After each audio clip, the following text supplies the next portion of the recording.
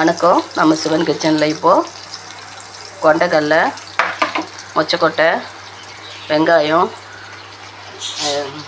கத்திரிக்காய், முருங்கைக்காலாம் போட்டு கலந்த குழம்பு வைக்க போகிறோம். இப்போது எண்ணெய் ஊற்றி வெந்தயம் போட்டேன். வெங்காயம் பூண்டு போட்டு நல்லா வதக்கிக்கலாம்.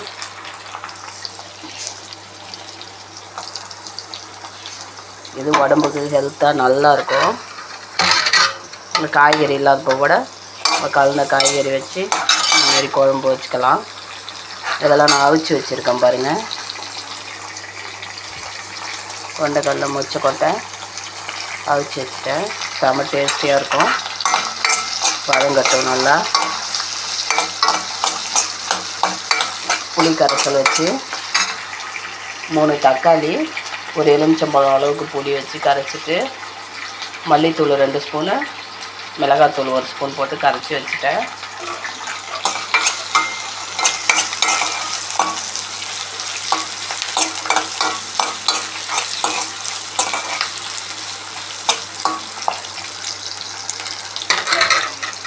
இப்போது கத்திரிக்காய் போட்டுக்கலாம்.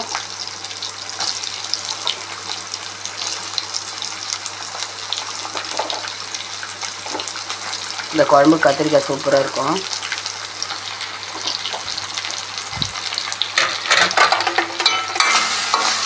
எண்ணெய் கம்மியாக தான் நான் ஊற்றிருக்கேன்.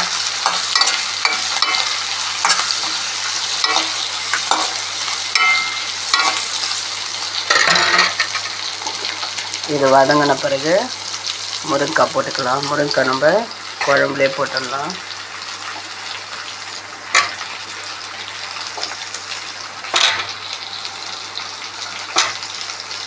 இப்போது கொண்டைக்கடலை, மொச்சக்கொட்டை வேக வச்சு வச்சுட்டோம்.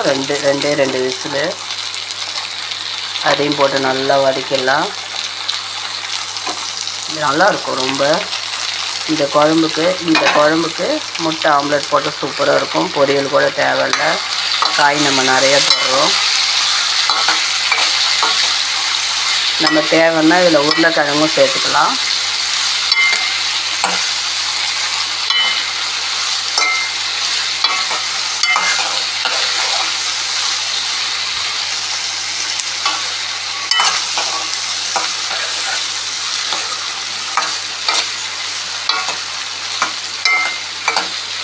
இப்போ கரைச்சி வச்சுருக்கிற குழம்ப பாருங்க. நல்லா வெங்காயம் வந்துடுச்சு, கத்திரிக்காய் நல்லா வதங்கிடுச்சு. இதுலேயே கொஞ்சம் வெந்துக்கிறதுனால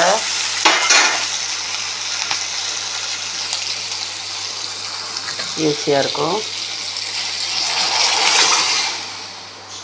அவ்வளோதான். புளி, மல்லித்தூள், மிளகாத்தூள் கரைச்சி வச்சுருக்கத போட்டு ஊற்றியாச்சு. அது நல்லா நம்ம கொதித்த பிறகு தேங்காய் தேவைக்கேற்ற அளவுக்கு ஊற்றிட்டு இறக்கிக்கலாம். சூப்பராக இருக்கும். நல்லா கொதிக்கிட்டோம். பார்ப்போம். குழம்பு நல்லா கொதிச்சிச்சு. இப்போ காயெல்லாம் வெந்துச்சு பாருங்கள். கொண்டைக்கடலை, மொச்சக்கொட்டை எல்லாம் கலந்து போட்டிருக்கோம். சூப்பராக இருக்கும்.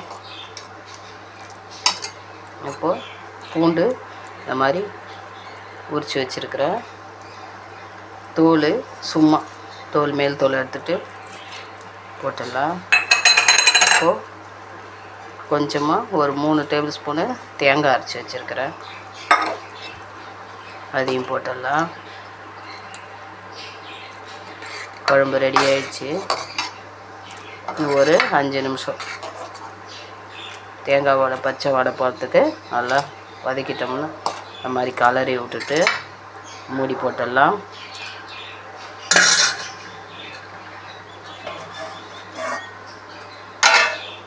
அவ்வளோதான்.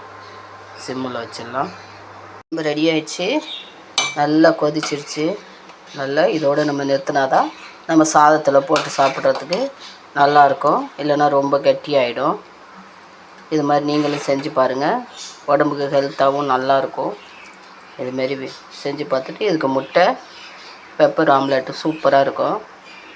என் வீடியோவுக்கு சப்போர்ட் பண்ணுங்கள், சப்ஸ்கிரைப் பண்ணுங்கள், ஷேர் பண்ணுங்கள். நன்றி. நான் ரொம்ப நாளாக வீடியோ போடுறேன், ஆனால் நிறைய லைக் ஷேர் இல்லை. எனக்கு என் வீடியோவுக்கு சப்போர்ட் பண்ணுங்கள்.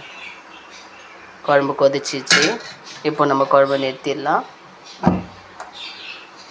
அவ்வளோதான், மூடி போட்டுடலாம்.